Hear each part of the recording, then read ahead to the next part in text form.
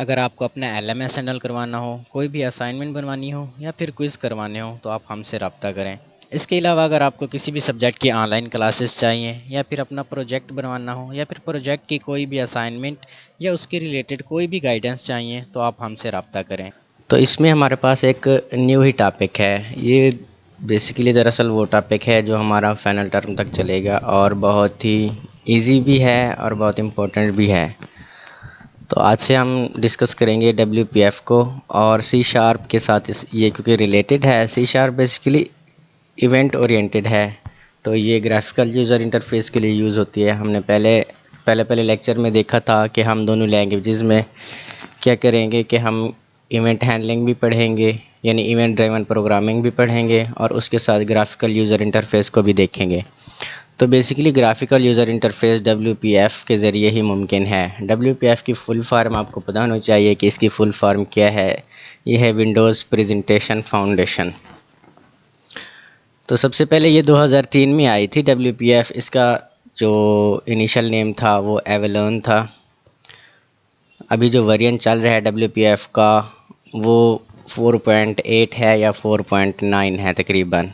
तो इस बुक के लिहाज से जो लेटेस्ट वेरिएंट था, क्योंकि ये ओल्ड बुक है इसलिए उन्होंने उस टाइम का वेरिएंट लिखा था जो WPF 4 वेरिएंट था, जो अप्रैल 2010 में रिलीज़ हुआ था। ये चीज़ें याद करने की हैं क्योंकि MCQs के हवाले से ये आ सकती हैं। It has a steep learning curve. Basically WPF होता क्या है? WPF सी शार्प की तरह ये एक हमारे पास लैंग्वेज है। कल हमने XML लैंग्वेज देखी थी, उसमें क्या था, हम टैग्स वगैरह यूज़ कर रहे थे। XML बेसिकली क्या करती थी, वो ह्यूमन इंटरेक्शन के लिए भी यूज़ होती थी, यानी ह्यूमन उसको समझ सकते थे और कंप्यूटर भी उसको ईज़िली समझ सकते थे।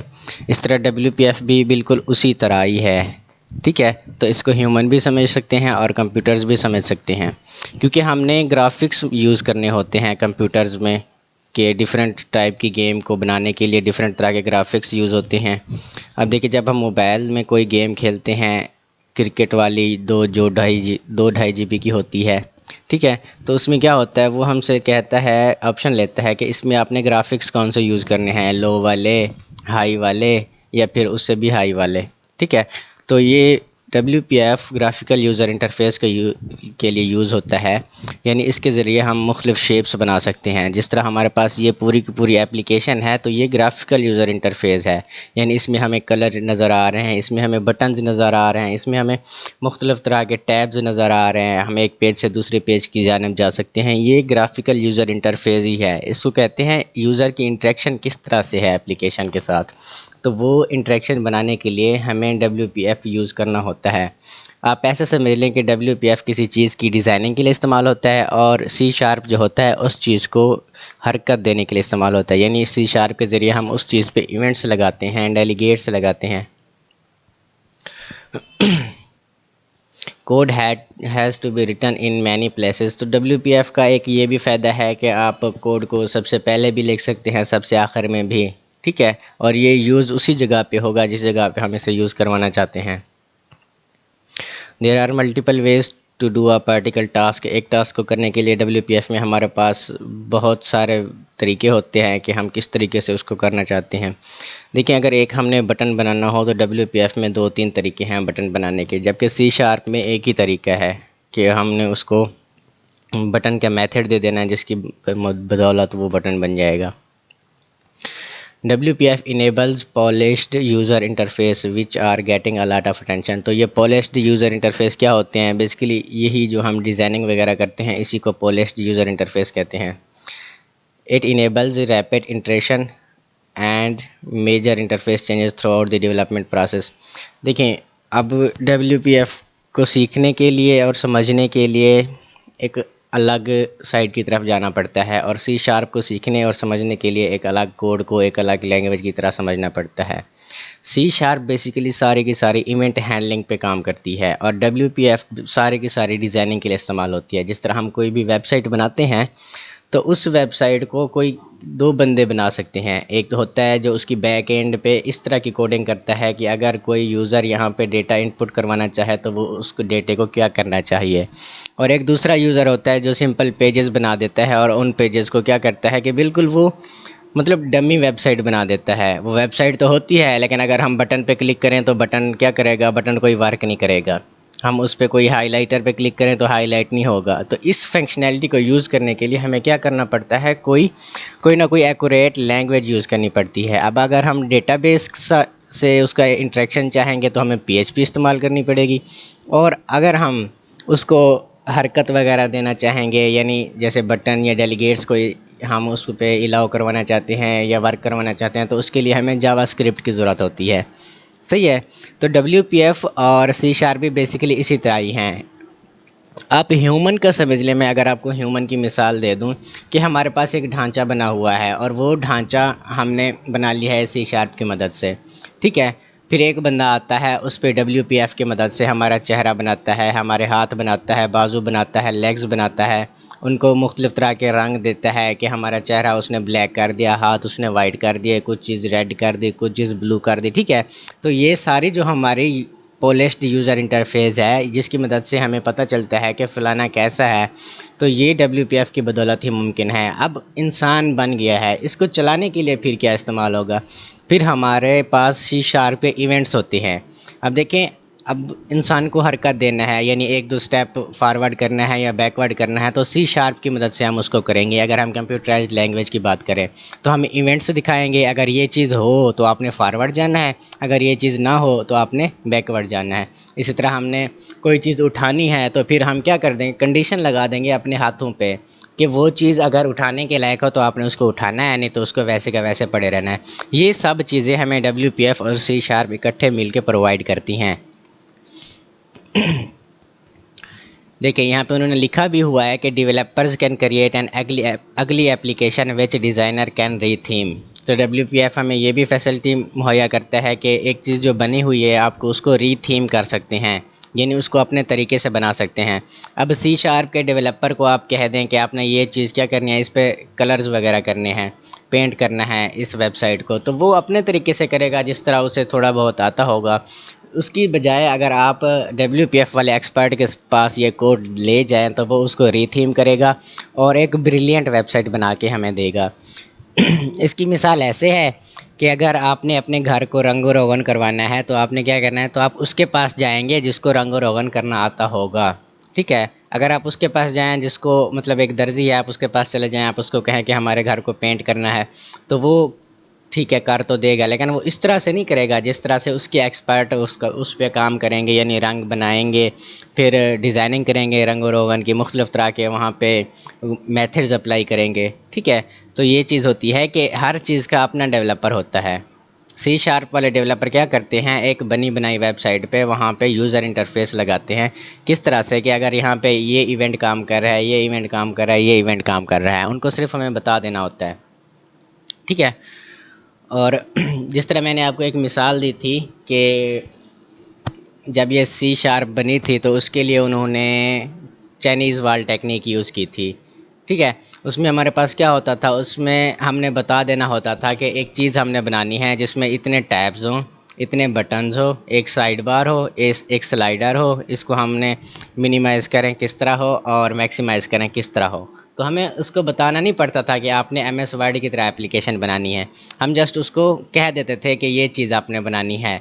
अब C# के ज़रिए बंदा वो चीज़ बना देता है, फिर क्या करता है, फिर हम एक और बंदे को कहते हैं कि हाँ जी, इसके ऊपर अब जो आपने डिज़ाइनिंग करनी है वो वर्ड की तरह करनी है। ठीक है, वर्ड एप्लीकेशन की तरह। तो फिर बाद में वो सेम हमारे पास वर्ड की तरह से ही बन जाता है, लेकिन बैकएंड पे उसके कोड कोई और होता है। Win32 style of programming makes such retheming difficult. जो WPF से पहले हमारे पास यूज़ होते थे प्रोग्रामिंग, उसमें हमारे पास एक्स बॉक्स होता था एक, तो वो हमारी क्या करते थे, इस वाली प्रोग्रामिंग को यानी रीथीम को डिफ़िकल्ट बना देते थे। कि अब देखें रीथीम हम किस तरह कर सकते हैं, जिस तरह मोबाइल फ़ोन्स को देख लें आप, क्या होते थे पहले मोबाइल फ़ोन्स की स्क्रीन वगैरह छोटी होती थी। अब वक्तन फ़वक्तन टेक्नोलॉजी में इजाफ़ा होता गया, हर चीज़ मतलब न्यू टेक्नोलॉजी पे आने लगी। तो फिर अब सिंपल एंड्रॉयड को देख लें, तो पहले जो हमारे पास एंड्रॉयड होता था वो तकरीबन कितना 5-6 इंच की स्क्रीन उसकी होती थी। तो जो ऐप्स 5-6 इंच की स्क्रीन पे चलते थे, अगर हम उनको 10 इंच वाली स्क्रीन पे चलाना चाहें तो वो कितने हो जाएंगे? तो हमारे पास वो हाफ स्क्रीन ही यूज़ होगी। आप इसको ऐसे समझ लें कि बेसिकली हमारे पास ये एक मोबाइल है, ये 5 इंच की स्क्रीन है, यहाँ पे हमारे पास फेसबुक है, ये ट्विटर है, ये इंस्टाग्राम है, ठीक है। तो ये डिफरेंट तरह के उस पर बटन्स वगैरह लगे हुए हैं। इन ऐप्स को अगर हम इसकी बजाय इसके डबल वाले, मतलब जो इसकी स्क्रीन बड़ी हो, यहाँ पे यूज़ करना चाहें तो ये ऐप्स यहीं पे ही आ जाएंगे, ठीक है।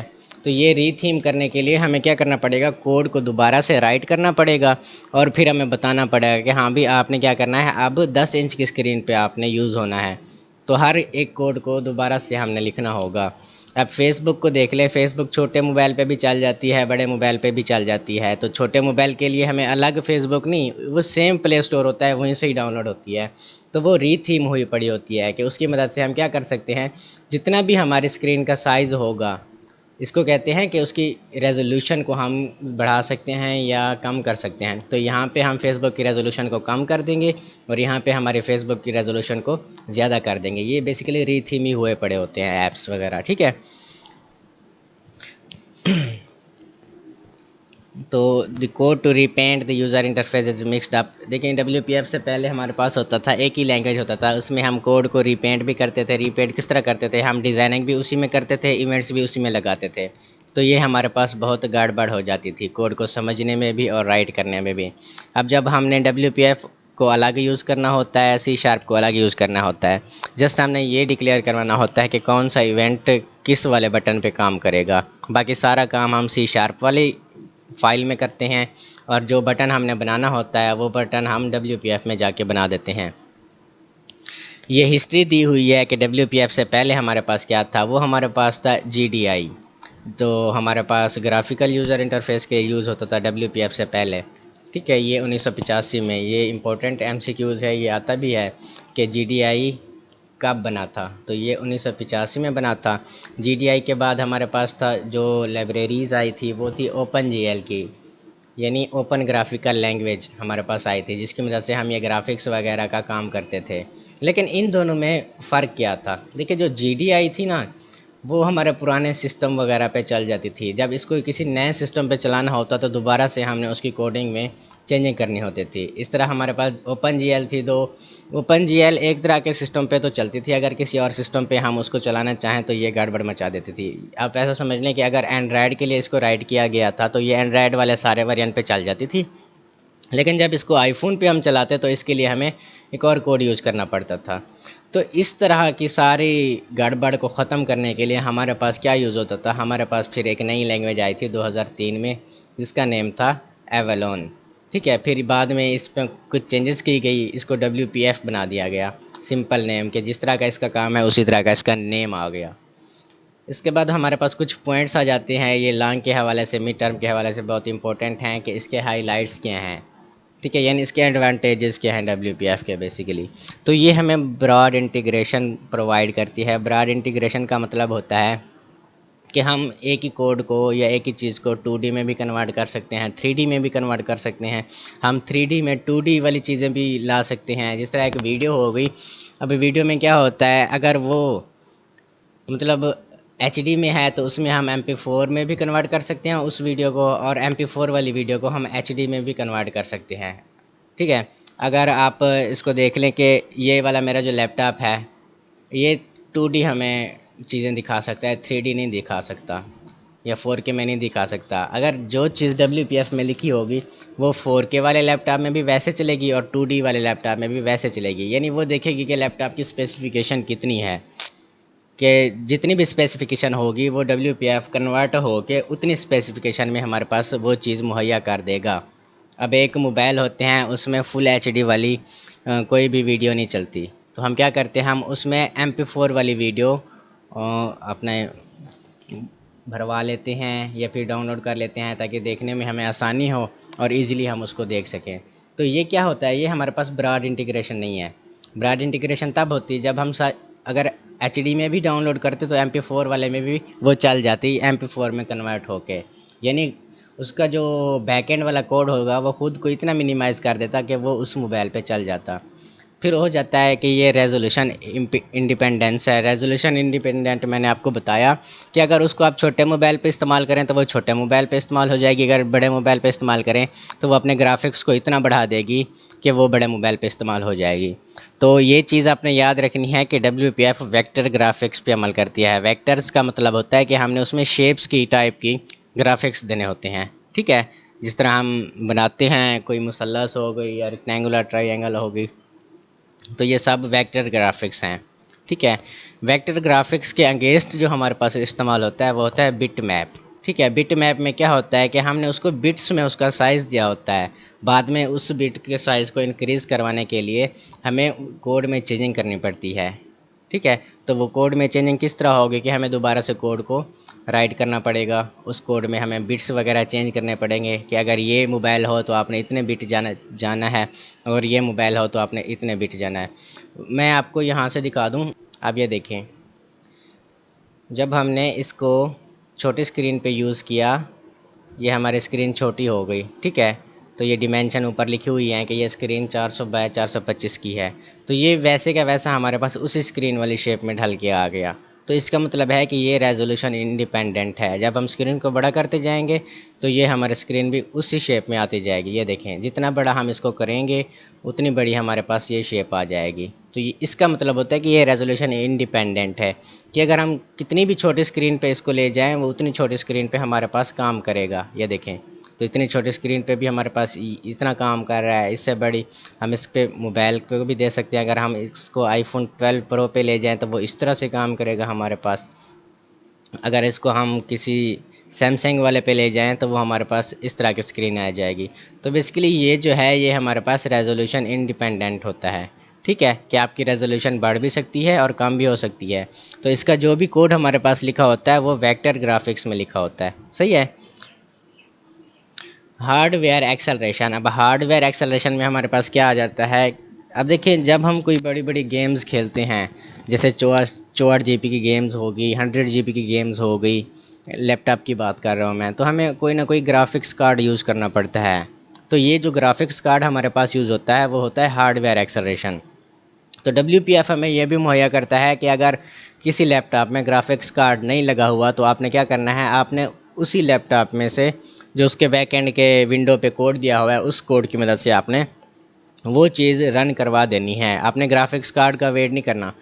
अब देखें, कुछ ऐप्स ऐसे होते हैं जिसके लिए ग्राफिक्स कार्ड की ज़रूरत चाहिए ही चाहिए होती है। अब जैसे आप देख लें, कोई हमारे पास ये फ़ोटोशॉप होता है। फ़ोटोशॉप का जो हायर वर्जन है, यानी जिसको उसके लेजेंड वगैरह यूज़ करते हैं, तो उसके लिए ग्राफिक्स कार्ड की ज़रूरत होती है, ठीक है। तो छोटे वर्जन पे भी वो चल जाता है।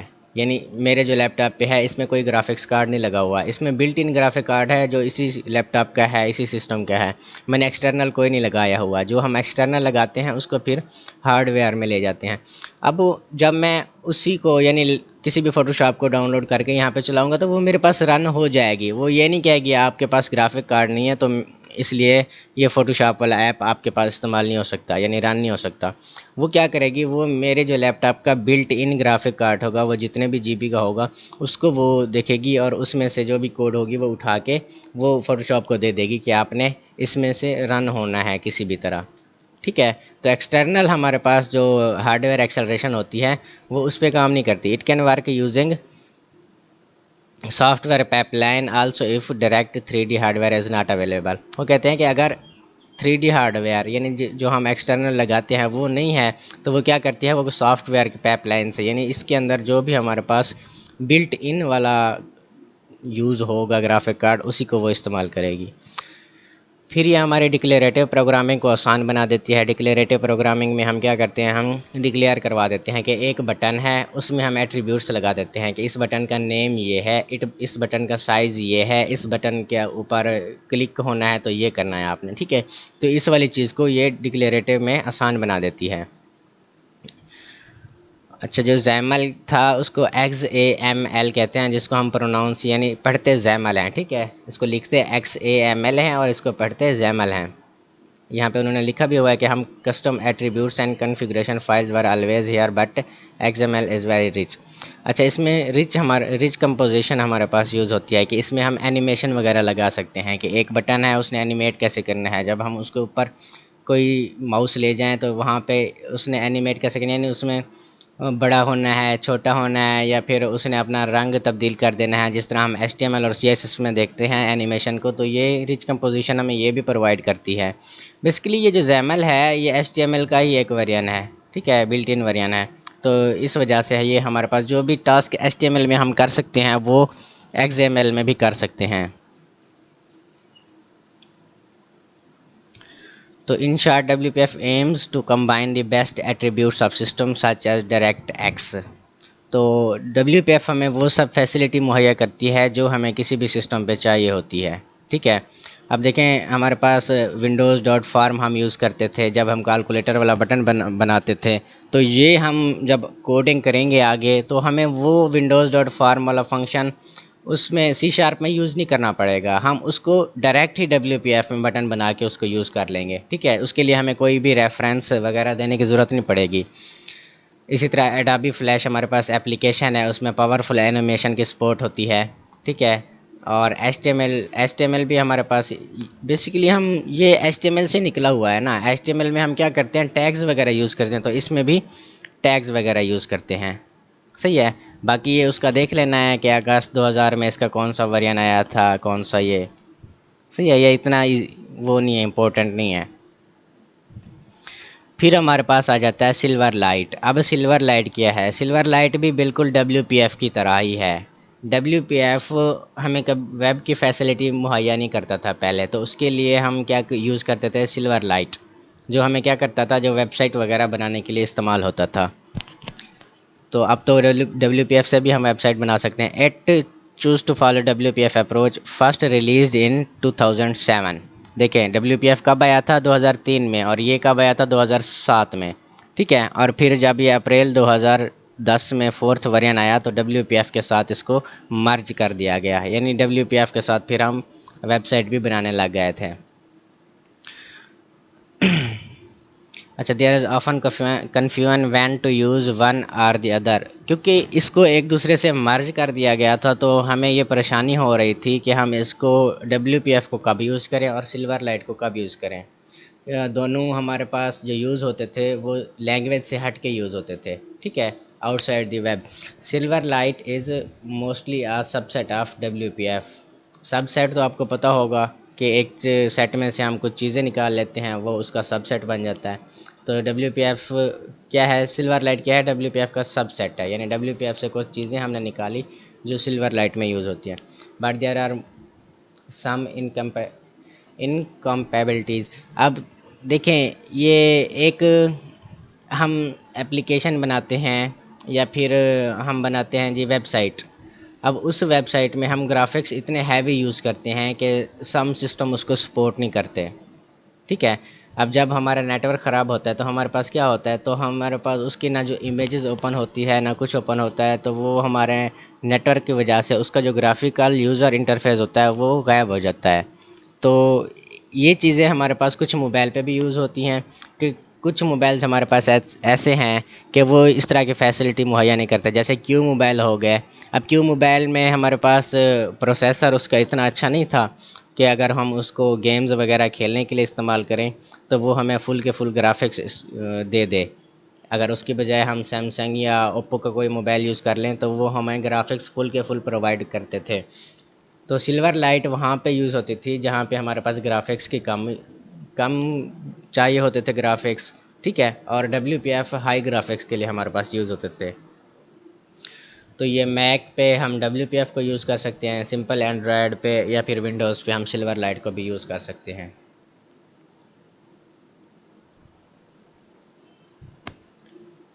XAML is primarily used to describe interfaces in WPF and Silverlight। देखें, अब WPF जो हमारे पास होती है वो फुल तरह का विंडोज़ प्रेजेंटेशन फाउंडेशन, यानी वो हमें इस तरह का इंटरफेस मुहैया करता है। लेकिन इसके बैक एंड पे जो हमारे पास लैंग्वेज होती है उस लैंग्वेज का हमारे पास नेम है XAML या XML, जो हमने कल देखा था। अब WPF बनाने के लिए हमें XML की ज़रूरत होती है, या सिल्वर लाइट को बनाने के लिए भी हमारे पास XML की ज़रूरत होती है। तो यहाँ पे उन्होंने दिया हुआ है कि XML हमारे पास क्या है। XML is XAML with a set of rules. इसमें हमारे पास रूल्स होते हैं कुछ। ये डिक्लेरेटिव प्रोग्रामिंग के लिए यूज़ होती है। ये ऑब्जेक्ट्स को इनिशियलाइज़ भी करवाती है, ऑब्जेक्ट्स को क्रिएट भी करवाती है। यानी हमने बटन को बना भी देना होता है और उसके ऊपर एक हमने एट्रीब्यूट लगा देना होता है कि ऑन क्लिक, यानी इस क्लिक वाले बटन पे, यानी क्लिक करने पे क्या होगा। फिर जैसे ही हम क्लिक करेंगे तो हमारा कोड जाके C# में देखेगा कि अब इस क्लिक वाले बटन पे कौन सा यूज़ हुआ पड़ा है। मैंने आपको कल एग्जांपल भी दिखाई थी कि जब हम लॉगिन पे क्लिक करते थे तो वो हमारी C# वाली फ़ाइल के अंदर कोड चला जाता था। फिर वो हम वहाँ से देखते थे कि हमारा ID और पासवर्ड ठीक है या नहीं। It's a way to use .NET APIs. So comparison with SVG, HTML. SVG हमारे पास लैंग्वेज है, HTML भी हमारे पास एक्सटर्नल लैंग्वेज है जिसमें हम टैग्स वगैरह यूज़ करते हैं। It has a few keywords, not much elements. अब इसमें हमारे पास कीवर्ड्स यूज़ होते हैं। कीवर्ड्स कौन से यूज़ होते हैं? अगर हमने किसी से इनपुट लेनी हो तो हम क्या करते हैं, टेक्स्ट डॉट इनपुट वाला फंक्शन इस्तेमाल करते हैं या एट्रीब्यूट इस्तेमाल करते हैं। अगर हमने बटन बनाना हो तो सिंपल हम बटन बना सकते हैं। अगले लेक्चर में हम देखते हैं कि किस तरह से हम बटन को लिख सकते हैं। उसके लिए भी हमारे पास 2-3 तरह का कोड है। It does not make sense without .NET। तो WPF.NET के बगैर हमारे पास यूज़ नहीं होती। अभी जो हमने फर्स्ट असाइनमेंट देखी थी तो हमें सिर्फ एक कैलकुलेट वाला बटन बनाने के लिए कंसोल एप्लीकेशन से जाके अपना .NET वाली प्रॉपर्टीज़ या .NET वाला फ्रेमवर्क यूज़ करना होता था। C# भी हमारे पास .NET के बगैर यूज़ नहीं होता, ठीक है, क्योंकि हमने इवेंट ड्राइवन इस्तेमाल करनी होती है। तो इवेंट ड्राइवन आर्किटेक्चर के लिए हमारे पास .NET ही होता है। ये माइक्रोसॉफ्ट ने ही बनाया है WPF को और C# को, ठीक है। जब आप गूगल पे सर्च करेंगे तो सबसे पहले माइक्रोसॉफ्ट डॉक्स में उसकी लिंक ओपन होगी कि ये चीज़ कैसे काम करती है। बाकी इसमें कुछ ख़ास नहीं है, बस आपको पता होना चाहिए कि XML किस तरह है और WPF किस तरह से उसमें रिलेटेड हैं एक दूसरे से। लेक्चर नंबर 13 हमारे पास यहाँ से स्टार्ट होता है। तो XML specification define rules that map .NET name spaces types properties and events into XML properties. अब WPF में हम क्या करते हैं या XAML में हम रूल्स डिक्लेयर करवा देते हैं। एक टैग लगाते हैं, उसमें एट्रीब्यूट्स डिक्लेयर करवा देते हैं। एट्रीब्यूट्स की प्रॉपर्टीज़ होती हैं। अब सिंपल बटन यहाँ पे हमने बनाया है, तो हमने कल देखा था कि हम लिंक भी लगा सकते हैं और लिंक के ज़रिए उसके प्रॉपर्टीज़ को फैच भी कर सकते हैं। हम अपनी भी प्रॉपर्टीज़ देख सकते हैं। ये शार्ट के हवाले से और MCQs के हवाले से बहुत ही इंपॉर्टेंट है कि हम C# में बटन किस तरह बनाते हैं और WPF में किस तरह। WPF में हमारे पास कई तरीके हैं बटन बनाने के। हम सिर्फ बटन का उसका टैग यूज़ करते हैं। फिर अगर चाहें तो हम उस बटन के प्रॉपर्टीज़ को एक लिंक के ज़रिए वहाँ से ले सकते हैं कि जो भी हमारे पास लिंक है हम लिंक लगा देते हैं कि इसकी प्रॉपर्टीज़ आपने यहाँ से लेनी है, ठीक है। ये कंटेंट ओके, यानी बटन के ऊपर जो भी लिखा होगा तो ओके वाला उसके पास कंटेंट होगा, यानी ओके लिखा होगा बटन के ऊपर। फिर नीचे वाला जो कोड लिया हुआ है ये हमने देखा है कि C# में हम बटन किस तरह बना सकते हैं। तो उसके लिए हम जो यूज़ करते हैं system.windows.controls.button, ये हमारे पास बटन का फंक्शन हो गया, ये B उसका नाम हो गया। फिर हम देते हैं न्यू system.windows.control.button, फिर उस पर हम B यानी जिसका नाम B है, B से बटन, तो कंट्रोल कंटेंट उस पर क्या करना है, आपने ओके लगा देना है, सही है। तो हम C# में बटन इस तरह बना सकते हैं। अब देखिए एक और भी हमारे पास है कि हम उसमें एट्रीब्यूट्स वगैरह भी यूज़ कर सकते हैं बटन को बनाने के लिए। XML में एट्रीब्यूट्स किस तरह यूज़ करते हैं, जैसे ये कंटेंट एट्रीब्यूट हो गया हमारे पास, ये क्लिक एट्रीब्यूट हो गया। अभी यहाँ पे हमने क्या करवाना है कि एक यहाँ पे फंक्शन कॉल करवाना है कि अगर उस पर क्लिक हो तो आपने क्या करना है, आपने C# के कोड में से बटन अंडरस्कोर क्लिक वाले फंक्शन को कॉल करवा देना है। जैसे ही हम कंटेंट पे क्लिक करेंगे ओके पे, तो ये हमारे पास क्या होगा, ये C# वाले बटन अंडरस्कोर क्लिक वाले फंक्शन में चला जाएगा। आप देखिए यहाँ पे हमारे पास जो लिखा हुआ है बटन अंडरस्कोर फंक्शन वाला, यहाँ पे फिर हमने उसके ऊपर इवेंट्स डिक्लेयर करवा दिए हैं कि जब भी हमारे पास बटन अंडरस्कोर क्लिक हो तो आपके पास कंटेंट क्या आना चाहिए, ओके, ठीक है। इस पर हम कुछ प्रॉपर्टीज़ और भी लगा सकते हैं कि मतलब जिस मकसद के लिए हम बटन बना रहे हैं उस मकसद के लिए इसके आगे हमारे पास एक कोड यूज़ होगा।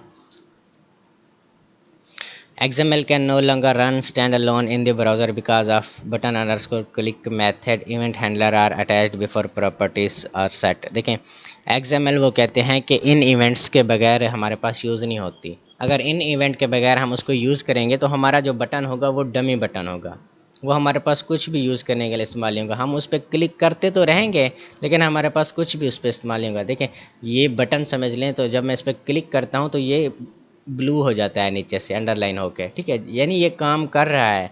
अगर ये काम ना करता, मैं इसके ऊपर क्लिक करता रहता तो ये बस वैसे ही रहता, ठीक है, ये वैसे ही रहता।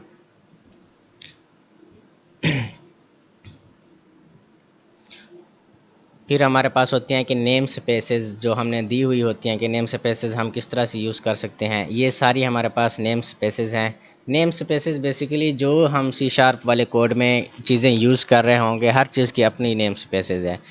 ये देखिए, ऑटोमेशन के लिए, यानी उसमें हम कुछ भी ऑटोमेट करवाना चाहते हैं तो उसके लिए Windows system dot Windows dot automation use होती है। फिर कंट्रोल्स के बटन लगाना, यानी बटन को कंट्रोल करना चाहते हैं हाइट विड्थ, उसके लिए हमारे पास कंट्रोल्स का बटन इस्तेमाल होता है। इसी तरह system dot Windows dot form हो गया, कुछ इनपुट करवाना हो तो इनपुट, कुछ मीडिया हो, मीडिया जैसे हो गया MP3 फाइल होगी, कोई हमारे पास इमेज वगैरह होगी, कोई वीडियो हो गई, तो उसको हमने कैसे इनपुट करवाना है। हमने फिर मीडिया डॉट एनिमेशन, यानी उस मीडिया को एनिमेट कैसे करवाना है, यानी अगर वीडियो है तो उसको प्ले कैसे करना है, पॉज कैसे करना है। इस तरह के लिए हमारे पास ये सारी क्या होती हैं, ये नेम स्पेसेस होती हैं। तो नेम स्पेसेस डिफरेंट तरह की हैं। जितना हमारा कोड बढ़ता चला जाएगा, हर तरह की नेम स्पेस उसमें ऐड होती चली जाएगी। देखो, मीडिया के ऊपर कुछ भी इफ़ेक्ट करवाने हो तो डॉट इफ़ेक्ट हम यूज़ करते हैं। अगर इमेज को दिखाना हो तो इमेजिंग यूज़ करते हैं। अगर मीडिया 3D में है तो 3D, इस तरह टेक्स्ट को फॉर्मेट करना हो, यानी उसकी कलर वगैरह चेंज करना हो, नेविगेट करना हो कि इसकी नेविगेशन क्या है, कि इसके ऊपर जो लिंक लगा हुआ है कि आपने उस लिंक को कैसे इस्तेमाल करना है। देखे, यहाँ से ये अब इसका क्या हो गया, इसकी एनिमेशन शुरू हो गई, यानी यहाँ से कुछ ब्लू लाइन निकलती है, यहाँ पे चली जाती है, ये इसका बटन हो गया। फिर ये मीडिया वाले फंक्शन यहाँ पे यूज़ हो रहे हैं। Visual Programming Lecture Note.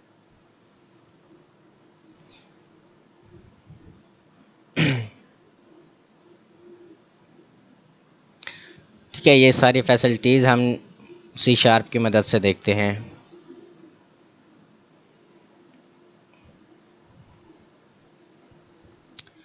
अब देखिए, शेप्स बनानी हो तो शेप्स के लिए इस तरह का इस्तेमाल करते हैं। कोई भी शेल वगैरह, ये भी शेप्स की तरह ही होते हैं, तो इस तरह के हम नेम स्पेस इस्तेमाल करने होते हैं। अब जो हमने असाइनमेंट बनाई थी उसमें हम क्या करते थे, एक फार्म यूज़ करते थे कैलकुलेट का, यानी कैलकुलेशन का, कि एक फार्म की तरह का आपने बनाना है डेटाबेस, उसमें आपने CGP लेते जाना है, लेते जाना है, लेते जाना है, फिर जब कैलकुलेट पे हो तो उसको अपने एवरेज निकाल के देना है। तो उसके लिए हम system dot Windows dot form use करते थे। तो वो भी एक तरह की नेम स्पेस थी कि उसको हम क्या करते थे, एवरेज निकालने के लिए या डेटे को लेने के लिए हम इस्तेमाल करते थे। इस तरह की और भी हैं, यानी ये सी शार्प हमारे पास बहुत ही ज़्यादा लेंथ में लैंग्वेज है कि हर चीज़ को बनाने के लिए हम इस्तेमाल करते हैं। इसके लिए हम कोई भी एप्लीकेशन बना सकते हैं, गेम बना सकते हैं, इवन कि हम इसके ज़रिए किसी फ़ोन को भी कंट्रोल कर सकते हैं कि वो फ़ोन कैसे काम करेगा। ठीक है, यहाँ पे उन्होंने नीचे लिखा हुआ है कि एक बटन बनाया है, फिर बटन के नीचे उन्होंने एक रेक्टेंगल बना दी है, उसकी हाइट इतनी देती है, विड्थ इतनी दे दी है, फिर उसको आप कंटेंट दे दिया उस पर। तो ये सी शार्प के ज़रिए उन्होंने लिखा हुआ है, और ये जैमल के ज़रिए लिखा हुआ है कि जैमल के ज़रिए आपने क्या लिखा हुआ है कि एक बटन बना दिया है और बटन के अंदर उन्होंने एक रेक्टेंगल बना दी है।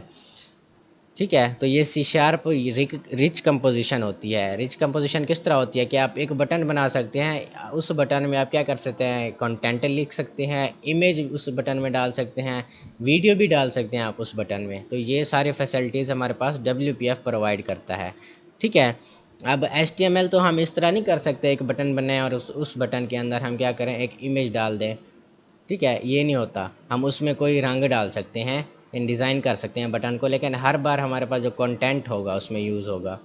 सही है, लेकिन सी शार्प में हम क्या करते हैं, सी शार्प में या WPF में हम उसके अंदर इमेज भी लगा सकते हैं बटन के अंदर, हम उसमें वीडियो भी लगा सकते हैं या एनिमेट भी कर सकते हैं किसी तरह से।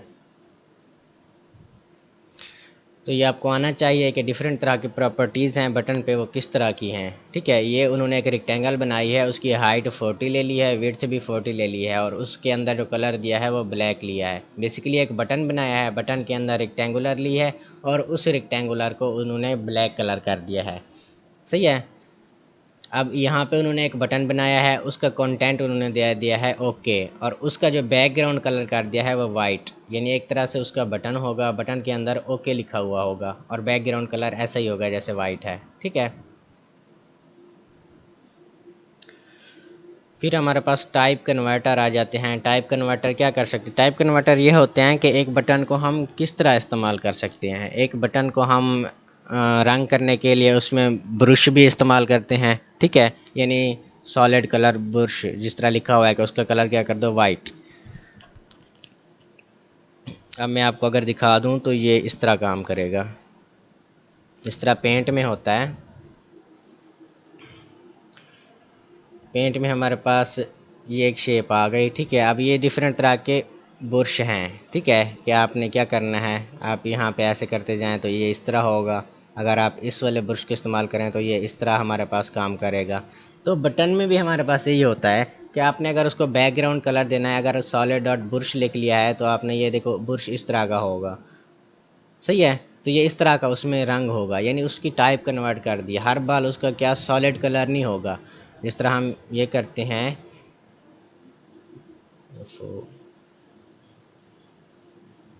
ये हमारी शेप आ गई। जब हम इसको फिल करते हैं तो शायद सेकंड कलर हमारे पास होगा। ये देखिए, ये हमारे पास फिल हो गया। लेकिन अगर इसको हम ब्रश के ज़रिए फिल करें तो वो इस तरह का फिल होगा। तो ये बटन भी इस तरह से ही फिल होंगे। सही है। तो ये इसकी प्रॉपर्टीज़ हैं कि हम उसमें प्रॉपर्टीज़ किस तरह डाल सकते हैं। अब देखिए, हम एक ही टैग के अंदर डाल सकते हैं कि उसमें solid dot colour dot brush डाल दें, ये भी है। अगर उसमें हम सॉलिड डॉट कलर को एज ए पेरेंट टैग भी यूज़ कर सकते हैं और उसके अंदर हम कलर्स की कुछ तरह की प्रॉपर्टीज़ दे दें।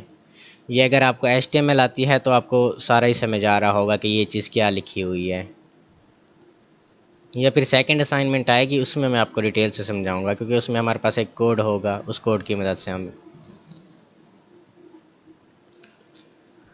Constant in strings cause problem with runtime exception not caught at compile time।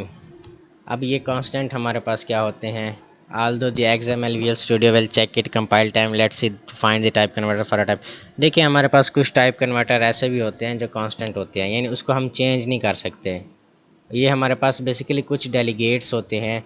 ये देखिए, जैसे टाइप डॉट डिस्क्रिप्टर है, गेट कन्वर्टर है, इसको हम चेंज नहीं कर सकते। यानी इसके जैसे की एनिमेशन लिखी हुई है ऑलरेडी, वैसे की एनिमेट होंगे हमारे पास।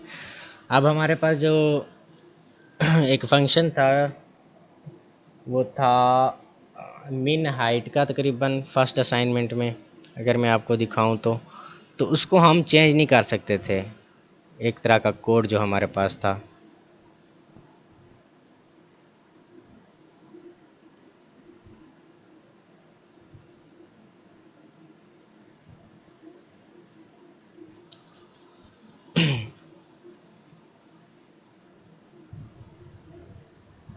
ये देखें, ये क्लाइंट साइज डॉट हाइट। ठीक है, इसको हम चेंज नहीं कर सकते थे क्योंकि ये हमारा बिल्ट इन कोड है। अगर हम इसको मैंने चेंज करवाया था तो ये चेंज नहीं होता था, क्योंकि मैं एक्यूरेट बनाना चाहता था हर किसी की कि डिफरेंट तरह के हों। तो यहाँ पे कोई और फंक्शन लग ही नहीं सकता था क्लाइंट साइज़ के अलावा।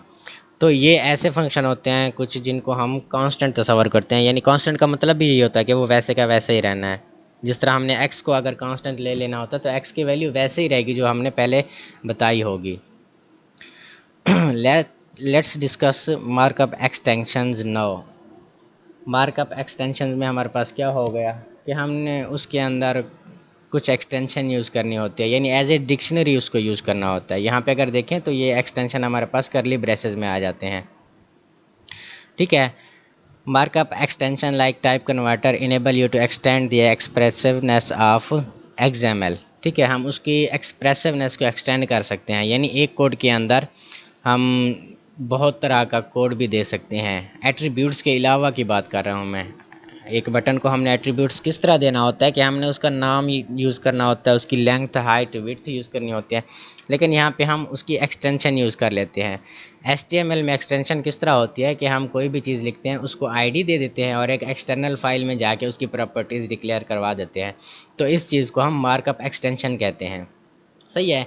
जिस तरह हमारी जो ये चीटिंग वाली एक्सटेंशन होगी, इलाव कॉपी क्विज़ वाली, तो वो क्या करता है कि वो वहाँ से डेटा लेके गूगल पे सर्च करता है। तो ये एक्सटेंशन भी इसी तरह ही होती है। वहाँ से वो बटन का टैग देखेगा और फिर जाके अपनी दूसरी फाइल में चेक करेगा कि इस बटन के ऊपर यूज़र ने कौन सी प्रॉपर्टीज़ डिक्लेयर करवाई होती हैं। सही है। तो ये हमारे पास मार्कअप एक्सटेंशन आ गई। तो ये इन्वोक कहाँ से होती हैं? ये XML के से होती हैं, इन्वोक होती हैं। ये XML की फ़ाइल हमारे पास होती है जिसमें हमने प्रॉपर्टीज़ डिक्लेयर करवा देनी होती हैं। सही है। बाकी an object element can have 3 type of children. तो एक ऑब्जेक्ट एलिमेंट के अंदर हम 3 तरह के टैग्स वगैरह देख सकते हैं। ठीक है। तो वो टाइप कौन सी हैं? A value for a content property, कि उसके प्रॉपर्टीज़ को हम उसमें डिक्लेयर करवा सकते हैं।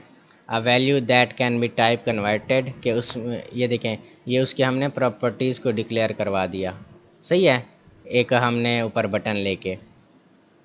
और design designated properties that content property, तो ये डेजिग्नेटेड प्रॉपर्टीज़ की क्या हो गई कि इसका कलर जो है वो फिल ब्लैक कर दिया है। ठीक है। Fill is equal to black, कि उसका जो कलर होगा बटन का या उसके अंदर जो हमने रेक्टेंगुलर ली है उसको ब्लैक कलर दे दिया है।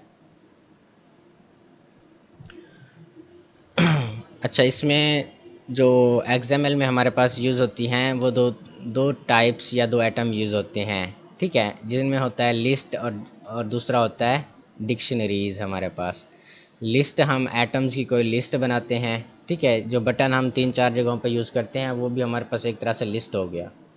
या फिर अगर आप कह लें कि हमने लॉगिन फॉर्म बनाना है, लॉगिन फॉर्म में हमने जो इनपुट्स वगैरह लेनी होती हैं वो भी हमारे पास लिस्ट में यूज़ होती हैं, कि एक लिस्ट में आपने उनको लिख के देना है। सही है। बाकी ये कोड कोई ख़ास नहीं है। कल हम इंशाल्लाह लेक्चर नंबर 14 से देखेंगे। इसमें देखेंगे कि देखें 3 तरह से हम बटन को बना सकते हैं और ये यहाँ पे उन्होंने डिक्शनरी यूज़ की हुई है।